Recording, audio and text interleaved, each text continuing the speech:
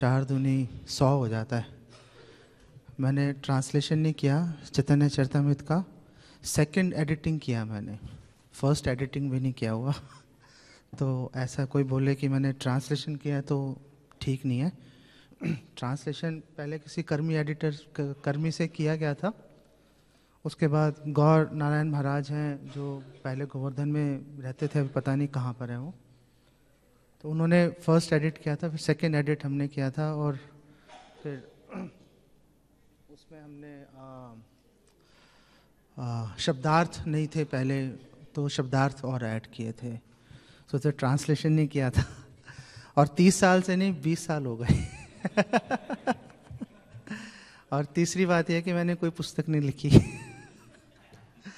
So just तो facts clear रहने चाहिए ना। ओके। ओह, अननेसेसरी यश स्वीकार करके चोर बनने वाली बात है। भागवतम किधर गया?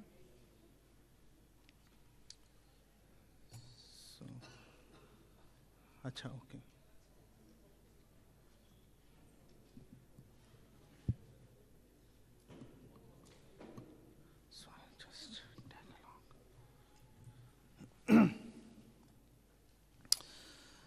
जय राधा माधव कुंज बिहारी,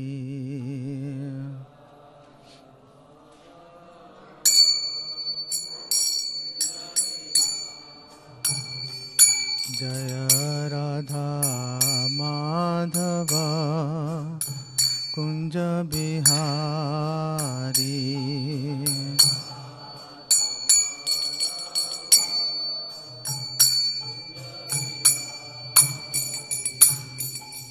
गोपी जना वल्लभ गिरिवरधारी,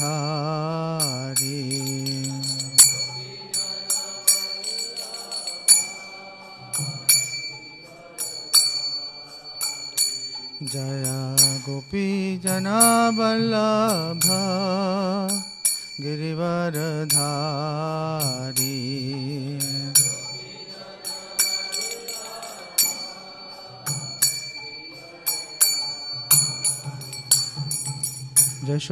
यशोदानंदन ब्रज जनरंजन,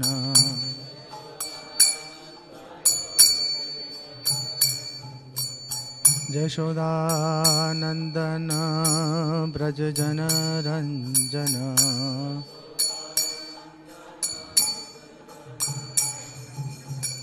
यमुना तीरा बनचारी,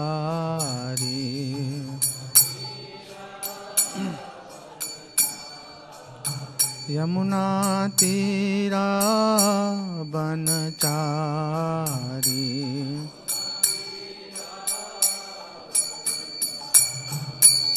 जय राधा माधव राधा माधव राधा माधव, जय राधा माधव।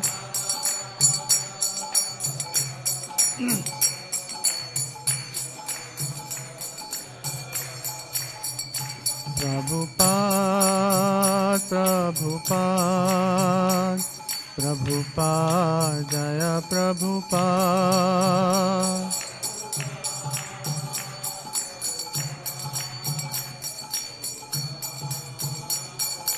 जय जय प्रभुपाद प्रभुपाद प्रभुपाद, जय प्रभुपाद।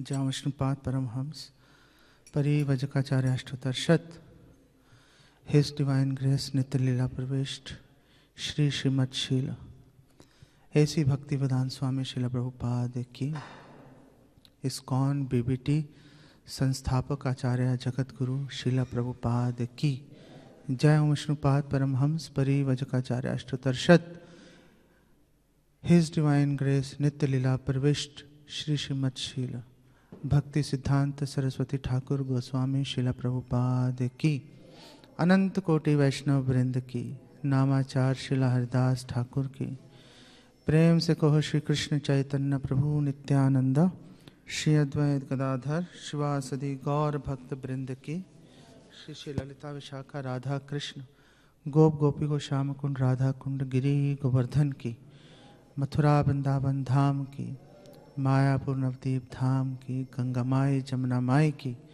वृंद देवी तुलसी महारानी की, श्री श्री राधा पार सारथी की, श्री श्री सीताराम लक्ष्मण हनुमान की, श्री श्री गौर निताय की, ताय गौर प्रेमानंदे। सभी भक्तों की जय जयकार हो, सभी भक्तों की जय जयकार हो, सभी भक्तों की जय जयकार हो।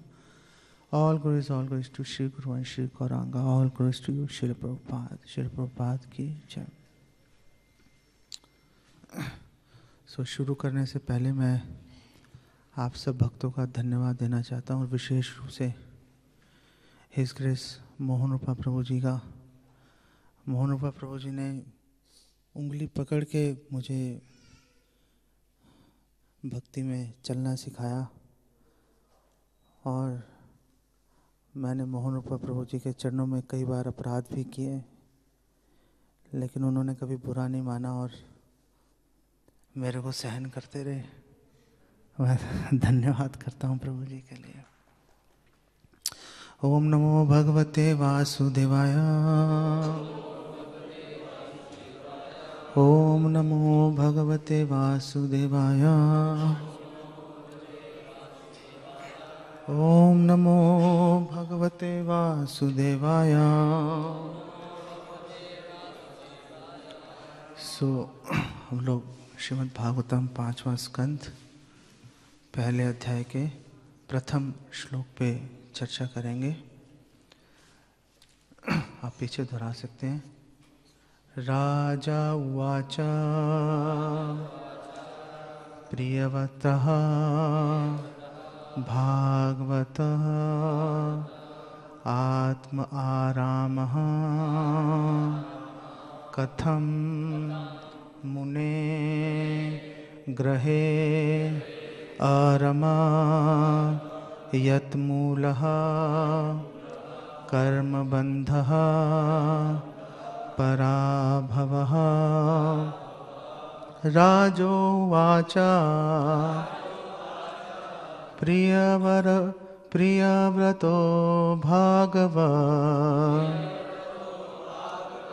आत्मा रामः कथं मुने ग्रहे रमत्यन्मूलः कर्मबन्धः पराभवः। प्रियव्रतो भागव आत्मा रामः कथं मुने ग्रहे रमत्यन्मूलः कर्मबन्धः पराभवः। प्रियव्रतो भागव आत्मा रामः कथं मुने गृहे रमत्यन्मूलः कर्मबन्धः पराभवः।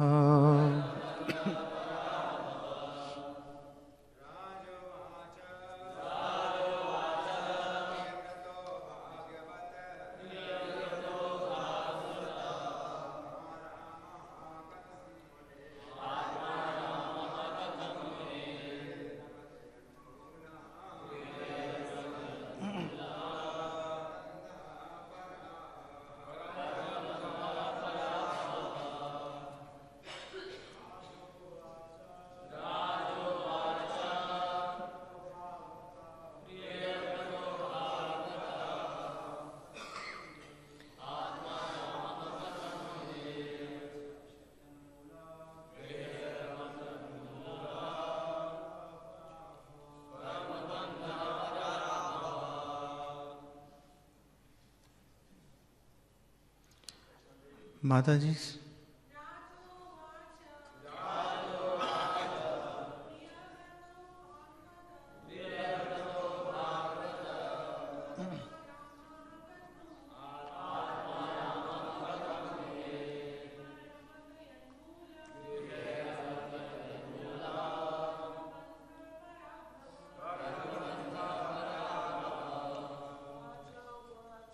राजोवाच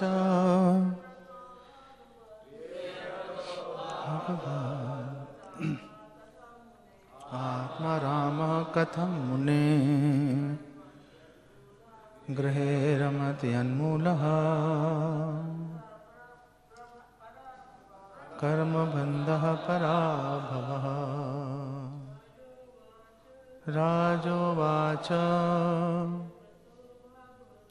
प्रियव्रतो भागवत् आत्मा रामः कथं मुने गृहे रमत्यन्मूलः कर्मबन्धः पराभवः। सो इसका शब्दार्थ इस प्रकार है। राजा उवाच, राजा परीक्षित ने कहा, प्रियव्रतः, राजा प्रियव्रत, भागवतः, परम भक्त, आत्म आरामः, आत्म साक्षात्कार में रुचि रखने वाला, कथम क्यों, मुने हे मुनि, ग्रहे घर पर, अरमा भोग किया, यत्मूलः जिसे मूल कारण मानते हुए, कर्मबंधः सकाम कर्मों का बंधन, पराभवः उद्देश्य की पराजय। ओके, तो इसका अनुवाद और तात्पर्य इस प्रकार है, श्रील प्रभुपाद के द्वारा दिया गया है। श्रील प्रभुपाद की जय। राजा परीक्षित ने शुकदेव गोस्वामी से पूछा, हे मुनिवर, परम आत्मदर्शी भगवत भक्त राजा प्रियव्रत ने ऐसे गृहस्थ जीवन में रहना क्यों पसंद किया जो कर्म बंधन, सकाम कर्म का मूल कारण तथा मानव जीवन के उद्देश्य को पराजित करने वाला है। तात्पर्य, भागवत के चतुर्थ स्कंद में श्रील शुकदेव गोस्वामी ने बताया है कि नारद मुनि ने प्रियव्रत को मानव जीवन के उद्देश्य के विषय में पूर्णता उपदिष्ट किया था। उपदिष्ट मतलब निर्देशन किया था, शिक्षा दी थी। मानव जीवन का उद्देश्य आत्म साक्षात करने के पश्चात क्रमशः भगवान के धाम को वापस जाना है। जब नारद मुनि राजा को इस संबंध में पूर्णतः उपदेश दे चुके थे तो फिर उन्होंने भवबंधन के मूल कारण गृहस्थ जीवन में पुनः प्रवेश क्यों किया। महाराज परीक्षित अत्यंत विस्मित थे कि आत्म साक्षात करने वाले तथा भगवान के प्रथम कोटि के भक्त राजा प्रियव्रत गृहस्थ जीवन में कैसे रहे।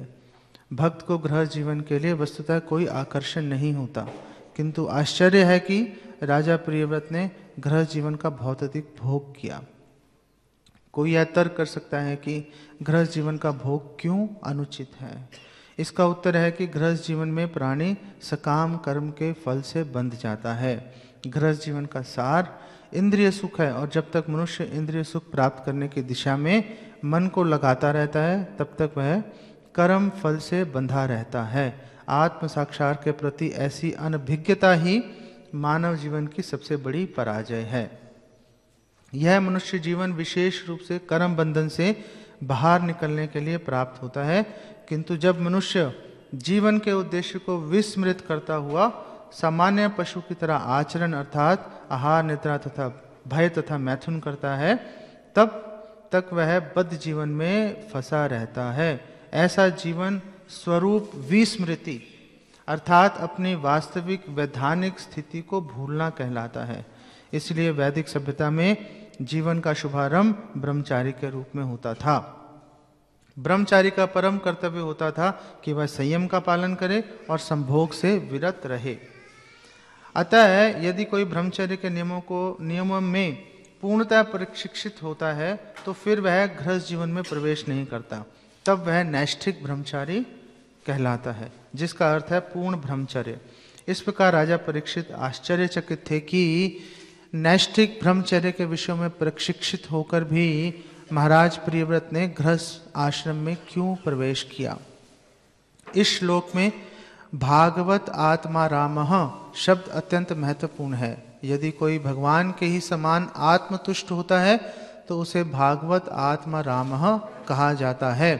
तुष्टि कई प्रकार की होती है। कर्मीजन अपने सकाम कर्मों से, ज्ञानीजन ब्रह्म ज्योति में मिल जाने से तथा भक्तजन भगवान की सेवा में तत्पर रहने से तुष्ट रहते हैं।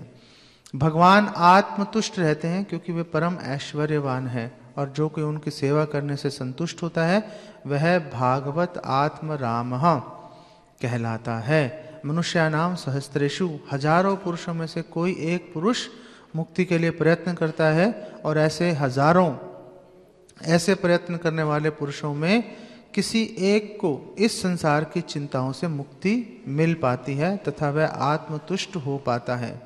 किंतु यह तुष्टि भी अनंतिम तुष्टि नहीं होती।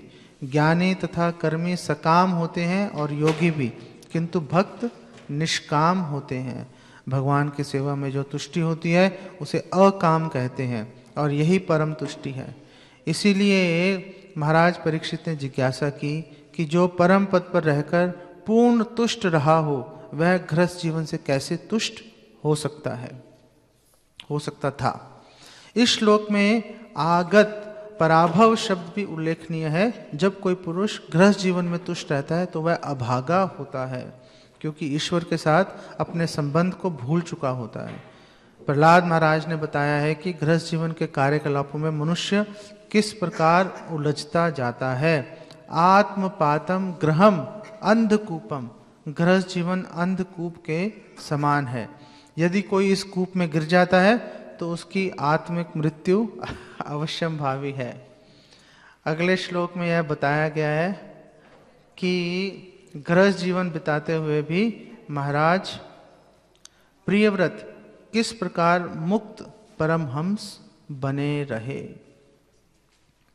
आजानुलंबित भुजो कनकावदातो संकीर्तनेक पितरो कमलायताक्षो विश्वम्भरो द्विजवरो युगधर्म पालो वंदे जगतिक प्रिय करो करुणावतारो वंदे श्री कृष्ण चैतन्य नित्यानंदो सहोदितो गौड़ोदय पुष्पंदो चित्रो छंदो तमोनुदो पंचतत्वात्मकं कृष्णं भक्त रूप स्वरूपकं भक्तावतारं भक्ताख्यं नमामि भक्त शक्तिकं। श्री कृष्ण चैतन्य प्रभु नित्यानंद श्री अद्वैत गदाधर शिवासुरी गौर भक्त वृंदा।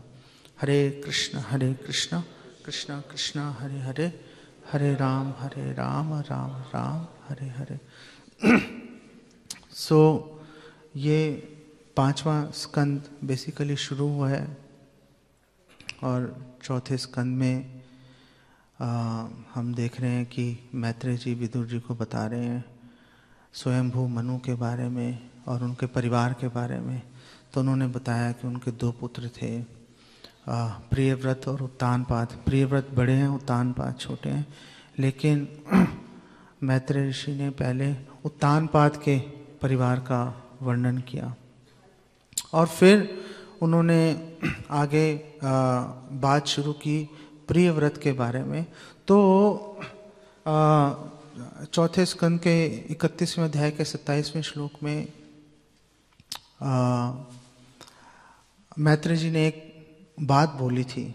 उन्होंने कहा कि जो प्रियव्रत है उसने श्री नारद जी से नॉलेज प्राप्त की, ज्ञान प्राप्त किया और राजा बन गए, और काफ़ी देर तक वो जो है अपने घर में रहते रहे, और बाद में उन्होंने अपने बच्चों में सब बांट बूट के फिर वापस उन्होंने रिनाउंस्ड ऑर्डर उन्होंने स्वीकार किया।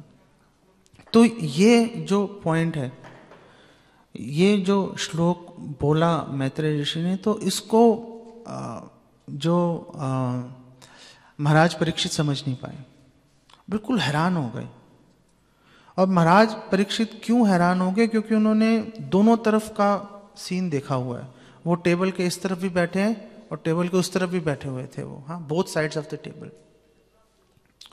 महाराज परीक्षित सम्राट थे, हाँ, उन्होंने पूरे संसार के ऊपर राज्य किया उन्होंने, और बहुत अच्छे से उन्होंने राज्य किया, सारे सुख ऐश्वर्यों को भोग लिया।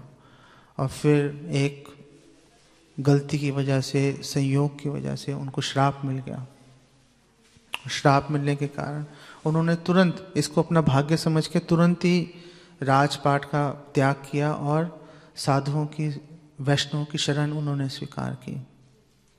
और बहुत ही उच्च कोटि के वैष्णव का, साधुओं का बेसिकली संग कर रहे हैं। तो उन्होंने साधु संघ का महत्व भी देख लिया, उन्होंने राजपाट का सुख भी देख लिया, गृहस्थ जीवन भी देख लिया। तो बिल्कुल हैरान हो गए कि मतलब जो व्यक्ति राजपाट का, जिस व्यक्ति ने साधु संघ का आस्वादन कर लिया हो, वो गृहस्थ जीवन में कैसे घुस सकता है? ये बात उनको मतलब हजम नहीं हुई उनको। और आप देखो परीक्षित महाराज ने जब भी क्वेश्चन उठाया है भागवतम में, जब भी क्वेश्चन उठाया है, कोई बहुत ही अद्भुत बात निकल के आई है, बहुत ही आश्चर्यजनक हमें उससे क्लैरिफिकेशन हमें प्राप्त होती है। सो परीक्षित महाराज इस बात से बड़े हैरान थे कि ऐसा कैसे हो गया कि पहले भी महाराज प्रियव्रत को ऐसा नहीं है कि ये फर्स्ट टाइम उनको ऑफर हुआ था, राजपाट का जो ऑफर थी, उनको पहले भी कहा गया था, क्योंकि बड़े भाई थे। तो मनु ने उनको पहले भी कहा था कि वेल आप अभी राजपाट संभालो, तो उन्होंने मना कर दिया था। और मनु को बुरा भी नहीं लगा था, उन्होंने कहा ठीक है चलो फाइन, कोई बात नहीं। तो उन्होंने उत्तानपाद को राज्य सौंप दिया। अब सिचुएशन दोबारा आ गई कि अब राजपाट किसको सौंपे, सिंहासन खाली हो गया। तो उन्होंने, मनु ने जो है वापस दूसरी बार महाराज परिव्रत को रिक्वेस्ट किया कि आप प्लीज सिंहासन पर आकर बैठो, आप राजा बन जाओ। और ये ऑफर देने के समय पर अगर आप देखें, कई वर्षों तक जो प्रियव्रत है वो ब्रह्मचारी रह चुके हैं। नारद जी के साथ गंधमादन पर्वत पर ब्रह्मचर्य का पालन कर रहे हैं, शिक्षा ले रहे हैं, साधना कर रहे हैं और पूर्णतः संतुष्ट हैं। तो जब उनको ऑफर किया, उनको रिक्वेस्ट किया मनु ने कि आप वापस संभालो राज को, तो इनके सामने, महाराज परिव्रत के सामने दो समस्याएं खड़ी हो गई। पहली प्रॉब्लम ये खड़ी हुई उनके सामने कि वो ऑलरेडी बहुत सुखी थे ब्रह्मचारी बनकर, कोई प्रॉब्लम नहीं थी उनको लाइफ के अंदर।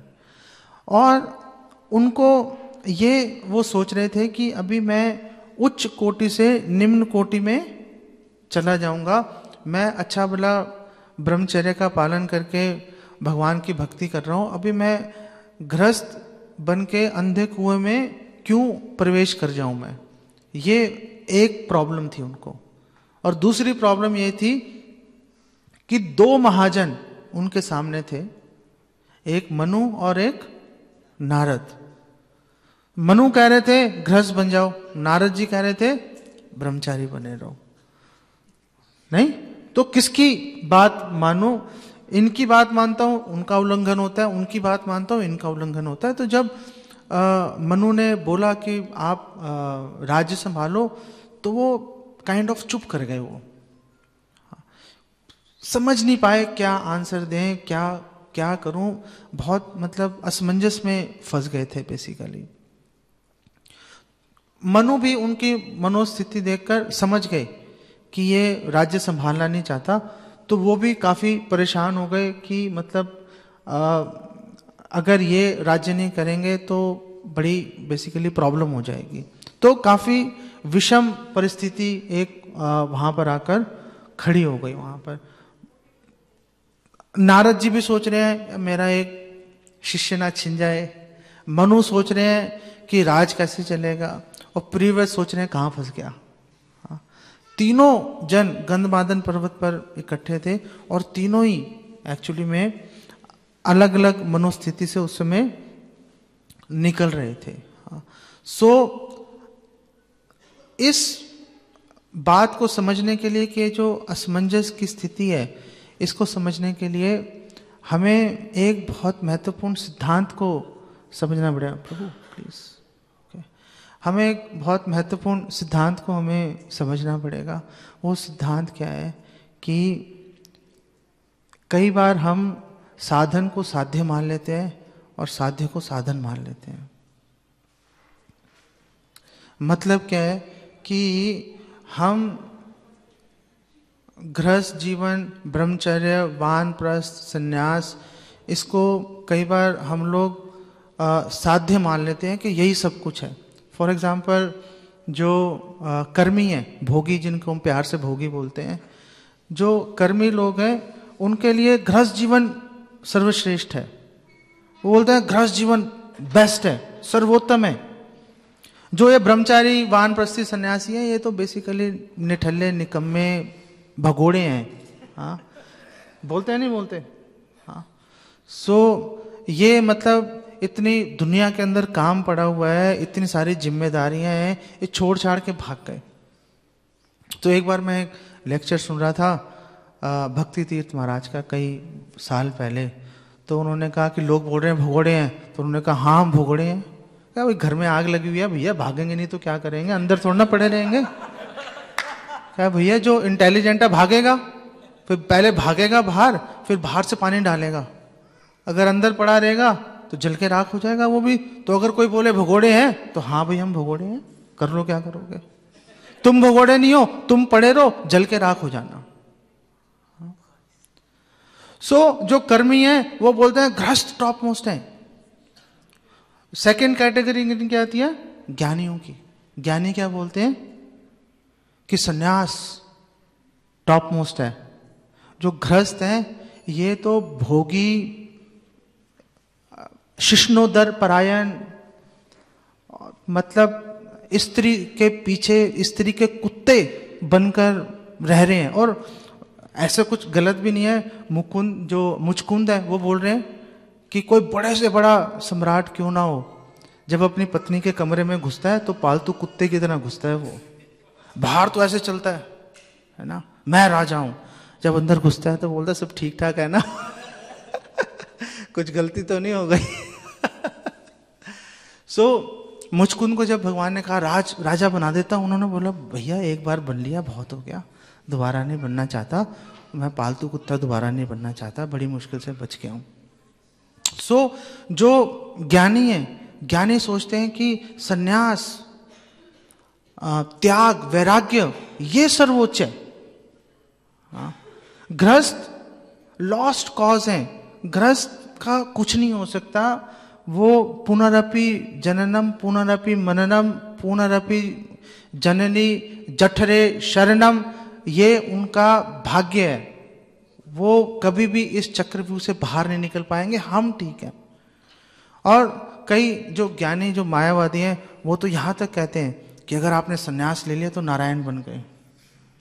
एक दूसरे को बोलते हैं ना जब मिलते हैं तो मायावादी, नारायणाय नमः, आप नारायण हो मैं प्रणाम करता। वो भी बोलते हैं आप नारायण हो मैं प्रणाम करता। सारे नारायण इकट्ठे हो जाते हैं। हाँ।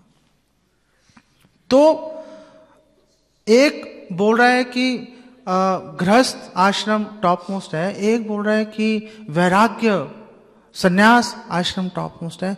तो वास्तविक स्थिति क्या है? वास्तविक स्थिति ये है कि जो कर्मी है वो भी गलत है और जो ज्ञानी है वो भी गलत है। और चैतन्य महाप्रभु से एक्चुअली जब किसी ने पूछा कि आपका परिचय क्या है, तो चैतन्य महाप्रभु ने बहुत ही एक बढ़िया श्लोक बोला, आप सबको पता ही है, ना हम विप्रो न च नरपतिर नापि वैश्यो न शूद्रा ना हम वर्णी न च ग्रहपतिर न वनस्थो यतिर्वा किंतु प्रोद्यन निखिल परमानंद पूर्ण अमृताब्धेर गोपी भर्तुर पद कमलोर दास दासानुदास। मैं नहीं हूं गृहस्थ, मैं नहीं हूं सन्यासी, मैं नहीं हूं वानप्रस्थ, मैं नहीं हूं ब्रह्मचारी। वर्णी का मतलब ब्रह्मचारी। मैं क्षत्रिय ब्राह्मण वैश्य शूद्र नहीं हूं, तो कौन हो आप? गोपी भर्तुर पद कमल और दास दासन उदास। तो यहाँ पर चैतन्य महाप्रभु इस सिद्धांत की स्थापना कर रहे हैं कि जो ब्रह्मचारी आश्रम, गृहस्थ, वानप्रस्थ, संन्यास, ब्राह्मण, क्षत्रिय, वैश्य, शूद्र, ये मीन्स हैं, ये साधन है, ये साध्य नहीं है। इनसे अटैच होने की जरूरत नहीं है। चैतन्य महाप्रभु बोल रहे हैं कि आप ये सोच के खुशी से फूले मत समाओ कि मैं घर से बाहर निकल आया, मैं अंधे कुएं से बाहर निकल आया, मैं ब्रह्मचारी बन गया, मैं वानप्रस्थ बन गया, मैं सन्यासी बन गया। गृहस्थ बेकार है। गृहस्थ को यह नहीं सोचना चाहिए कि मैं स्वामी हूं, मैं ब्रह्मचारियों का पालन कर रहा हूं, मैं पैसे नहीं दूंगा मंदिर कैसे चलेगा। ये लड़ाई चलती रहती है गृहस्थों और ब्रह्मचारियों के अंदर। हाँ। गृहस्थ सोचता है मैं पैसे दे रहा हूं, ब्रह्मचारी और सन्यासी सोचते हैं हम एहसान कर रहे हैं इससे पैसे लेके। हाँ। ये आपस में फाइट चलती रहती है दोनों की। दोनों ये सोच रहे हैं कि ये जो गृहस्थ आश्रम, ब्रह्मचर्य आश्रम, वानप्रस्थ, संन्यास, ये ऐसे लोग सोचते हैं कि ये ध्येय है, ये साध्य है, ये लक्ष्य है। यहां पर गलती खा जाते हैं। चैतन्य महाप्रभु कह रहे हैं ये साधन है, ये आपको जो लक्ष्य है प्राप्त करने का आपको मौका दे रहे हैं, इसको यूज कर लो भगवान का प्रेम प्राप्त करने के लिए। इससे ज्यादा इसकी कोई वैल्यू नहीं है। अगर आप इससे ज्यादा इसकी वैल्यू लगाओगे तो प्रॉब्लम है। इससे ज्यादा वैल्यू लगाते ही उससे अटैचमेंट आ जाएगी। अटैचमेंट के चलते हम अर्थ को अनर्थ और अनर्थ को अर्थ समझना शुरू कर देंगे। वहां पे फॉल डाउन हो जाता है, वहां पे बंदा उसमें फंस के रह जाता है।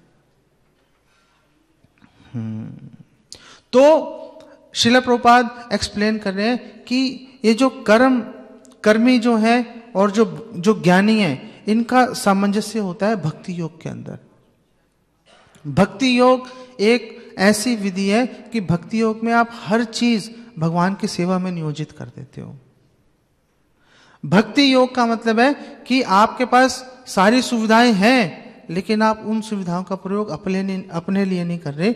आप उन सुविधाओं का प्रयोग भगवान की प्रसन्नता करने, भगवान को प्रसन्न करने के लिए कर रहे हो। जब तक, और इसी को रूपा गोस्वामी ने परिभाषित किया युक्त वैराग्य के रूप में, कि हर चीज को भगवान से संबंधित देखो। हर चीज भगवान से संबंधित है, मतलब हर चीज भगवान की सेवा के निमित्त है। और इसके अंदर केवल मंदिर नहीं आता, इसके अंदर आपका घर, बीवी, बच्चे, माता पिता, सब कुछ, गाड़ी, बंगला, हर चीज, आपका शरीर, आपका मन, बुद्धि, अहंकार, हर चीज इसके अंदर शामिल हो जाती है। अगर ये बात क्लियर हो जाए, फिर आपस में कभी मतभेद नहीं रहेगा। फिर हर व्यक्ति को यह पता रहेगा कि जो भी मैं स्थिति में खड़ा हुआ हूं, वो स्थिति मुझे भगवान को प्राप्त करने के लिए यूज करनी है। इसके अतिरिक्त मुझे और ज्यादा दिमाग लगाने की बेसिकली जरूरत नहीं है। यहां पर परीक्षित महाराज ने एक शब्द का प्रयोग किया, भागवत आराम, भागवत आत्मा राम। तो तीन तरह के लोग होते हैं। तीन तरह के लोग कौन है? एक इंद्रिय आराम है, जो भोग में लगे हुए हैं। हाँ, जो चार्वक ऋषि के जो वो हैं अनुयायी। हाँ, यावत जीवेत, हाँ, यावत जीवेत सुखम जीवेत, हाँ, घृतम पिबेत, हाँ, यावत जीवेत ऋणम कृत्वा घृतम पिबेत, हाँ, ऋणम कृत्वा घृतम पिबेत, यावत जीवेत सुखम जीवेत, हाँ, भस्मीभूतस्य देहस्य कुतम पुनरागमन भवेत। वो कहाँ पे होता है? दोबारा जो है अभी भैया भोग लो। हाँ, घी पियो, ताकत बनाओ, और जितना हो सकता है इंद्रियों का भोग करते रहो। ये चार्वक जो ऋषि हैं, उनके अनुयायी बेसिकली ऐसा सोच रहे हैं। इंद्रिय राम, क्या कर रहे हैं मोहन? वो बोल रहे हैं ये खुद लगा हुआ है और ऐसे बोल रहा है।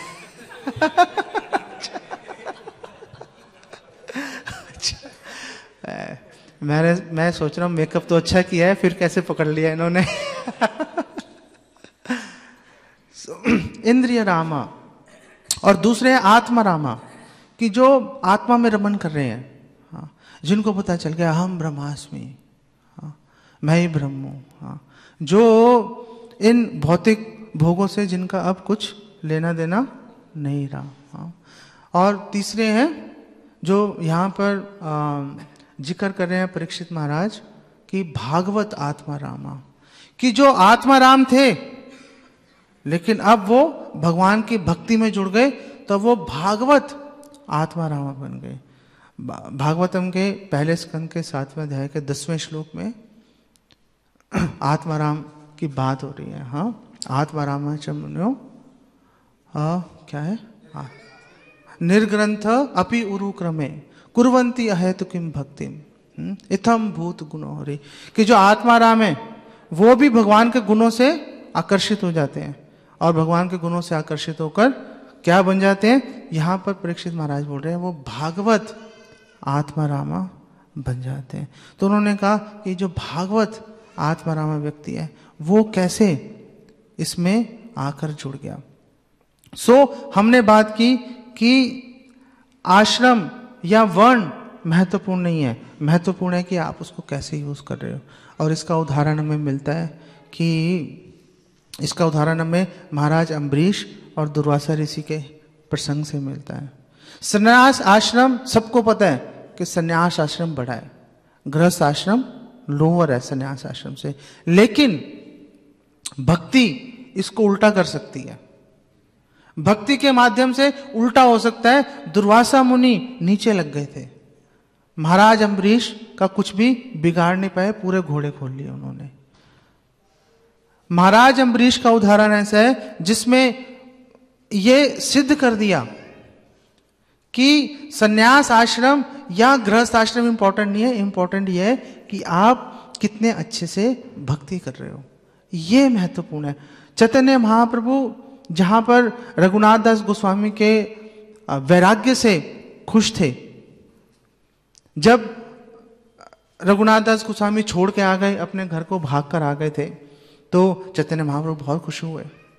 और फिर रघुनाथ दास गोस्वामी अपने घर से पैसे लेके खर्च रहे थे भक्तों पे, तो भी वो खुश थे।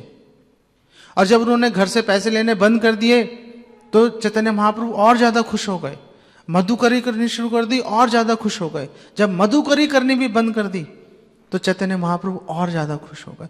तो जहां पर चैतन्य महाप्रभु रघुनाथ दास गोस्वामी के वैराग्य को देखकर खुश है, वहां पर एक बहुत ही इंपॉर्टेंट प्रसंग है कि जब चैतन्य महाप्रभु साउथ इंडिया की यात्रा पर थे, तो वहां पे उन्हें एक ब्राह्मण मिला था, कुर्म ब्राह्मण।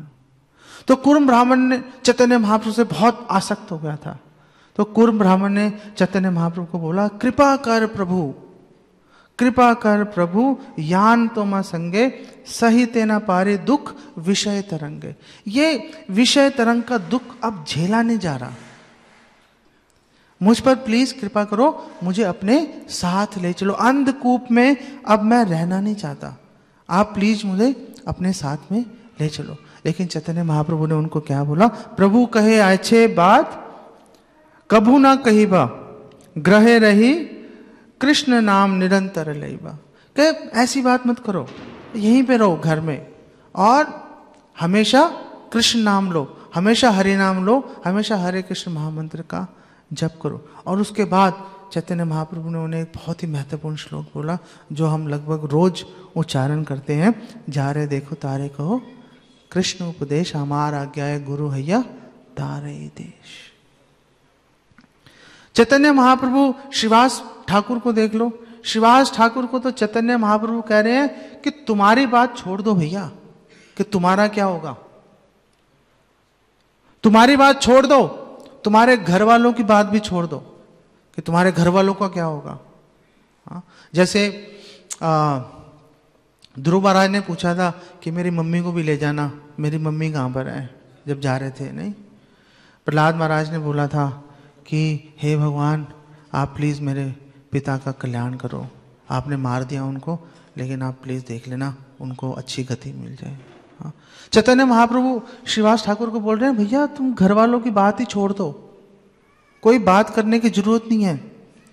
घर वालों की बात तो दूर की है, तुम्हारे नौकर चाकर की बात भी छोड़ दो, उनको भी कृष्ण प्रेम मिलना निश्चित है। नौकर चाकर की बात छोड़ दो, तुम्हारे घर में कुत्ते बिल्ली भी हैं, उनको भी कृष्ण प्रेम मिलना निश्चित है। तो चैतन्य महाप्रभु ये सिद्धांत प्रस्तुत कर रहे हैं कि आश्रम या कौन से कपड़े डाले हैं या आप क्या कर रहे हो, ये बात इंपॉर्टेंट नहीं है। इंपॉर्टेंट है कि आप कैसे चीज़ों को भगवान की सेवा में लगा रहे हो। एक और मैं आपको पॉइंट्स और बोल के फिर मैं रिक्वेस्ट करूँगा जीता मित्र प्रभु जी से कि वो अपने विचार व्यक्त करेंगे।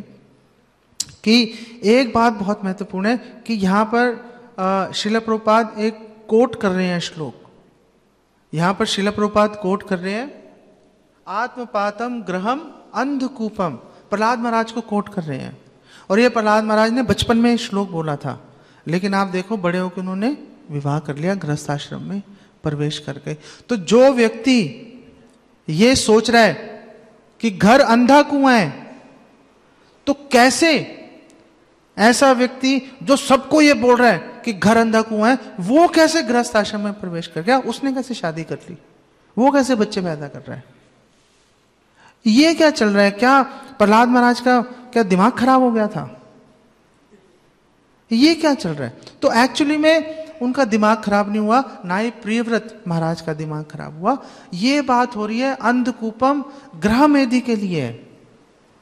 जो अपने घर को आश्रम समझ रहा है, जो अपने घर को भगवान की सेवा करने का एक साधन समझ रहा है, उसके लिए घर अंधा कुआं नहीं है, उसके लिए उसका घर गोलोक धाम है।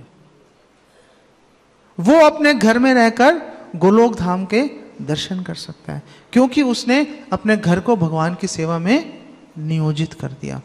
दूसरी बात एक महत्वपूर्ण यहां पर हम आपको बता रहे हैं कि श्रील प्रभुपाद यहां पे बता रहे हैं कि जो भक्त हैं वो निष्काम होते हैं। इस रिपोर्ट में श्रील प्रभुपाद ने लिखा है। तो एक प्रसंग, श्रील प्रभुपाद एक बार अमेरिका में थे, दोपहर का समय था, बैठे हुए थे, भक्त इधर उधर सेवा में लगे हुए थे। तो बहुत सारे भक्तों के बहुत सारे उनके पेरेंट्स भी आए हुए थे। तो श्रील प्रभुपाद एक डिवोटी के पेरेंट्स थे, बैठे हुए थे। तो श्रील प्रभुपाद ने उनको बोला कि आपका बेटा तो बहुत अच्छी सेवा कर रहा है, वो तो बहुत खुश है। तो उनके जो पेरेंट्स थे डिवोटी के, उन्होंने श्रील प्रभुपाद को कंप्लेंट की। उन्होंने कहा ये ना बाकी सब ठीक है, लेकिन ये एम्बिशियस नहीं लग रहा, ऐसा लग रहा है कि अब एम्बिशन की कमी हो गई है इसके अंदर। तो श्रील प्रभुपाद ने बोला कि वेल, जो भक्त होते हैं वो एम्बिशियस नहीं होते, उनकी कोई कामना नहीं होती। ये सुन के टेंशन हो गई उनको, जो पेरेंट्स थे।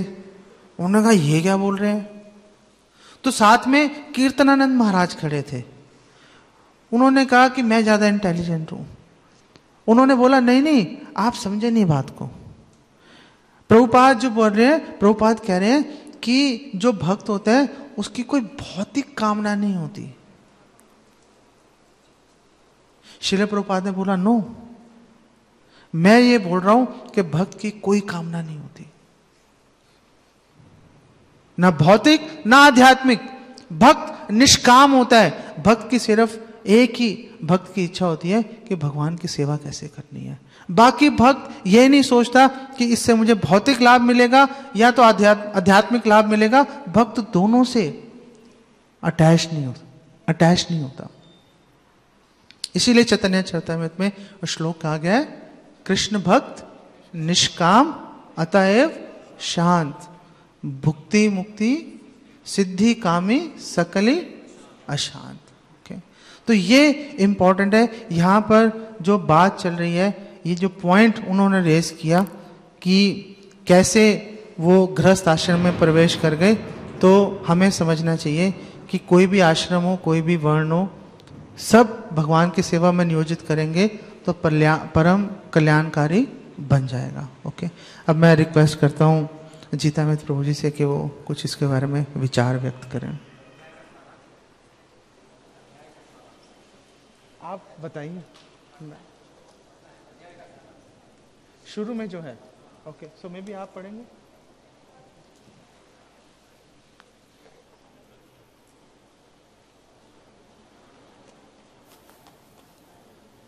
हरि बोल, धन्यवाद। तो अध्याय का नाम है महाराज प्रियव्रत का चरित्र। प्रभुपाद इसका सारांश लिख रहे हैं। इस अध्याय में बताया गया है कि राजा प्रियव्रत किस प्रकार से राजसी ऐश्वर्य तथा वैभव भोग कर पुनः पूर्ण ज्ञान को परावृत हुए। राजा प्रियव्रत पहले सांसारिक ऐश्वर्य से विरक्त थे और बाद में अपने राज्य के प्रति आसक्त हो गए, किंतु अंत में पुनः वे भौतिक सुख से विरक्त हो गए और इस प्रकार से उन्होंने मुक्ति प्राप्त की। जब राजा परीक्षित ने यह सुना तो वे आश्चर्य से स्तब्ध रह गए, किंतु साथ ही वे कुछ मोहग्रस्त भी हुए कि भौतिक सुख यानी भुक्ति से विरक्त रहने वाला एक भक्त किस प्रकार बाद में इसमें आसक्त हो गया। इस प्रकार विस्मित होकर उन्होंने सुखदेव गोस्वामी से इसके विषय में प्रश्न किया। राजा के पूछने पर सुखदेव गोस्वामी ने कहा कि भक्ति योग दिव्य होने के कारण किसी भौतिक प्रभाव से विचलित नहीं हो सकता। प्रियव्रत को यह दिव्य ज्ञान नारद के उपदेशों से प्राप्त हुआ था, अतः वे राज्य का सुख उपभोग करने के लिए भौतिक जीवन में प्रवेश करने के इच्छुक नहीं थे, किंतु ब्रह्मा जी तथा स्वर्ग के राजा इंद्र जैसे उच्च देवताओं की प्रार्थना पर उन्होंने राजपाट स्वीकार कर लिया। प्रत्येक वस्तु परम नियंता भगवान के बस में है, अतः प्रत्येक प्राणी को उनके अनुसार कार्य करना चाहिए। जिस प्रकार से बैल को नथ से बंधी रस्सी द्वारा बस में रखा जाता है, ऐसे ही समस्त बद्ध जीवात्माएं प्रकृति के गुणों के हरि बोल कार्य करने के लिए वशीभूत हैं। अतः सभ्य मनुष्य वर्णाश्रम धर्म के अनुसार कार्य करता है, यहाँ तक कि किसी को भौतिक जीवन में भी कर्म करने की स्वतंत्रता नहीं है। प्रत्येक प्राणी को परम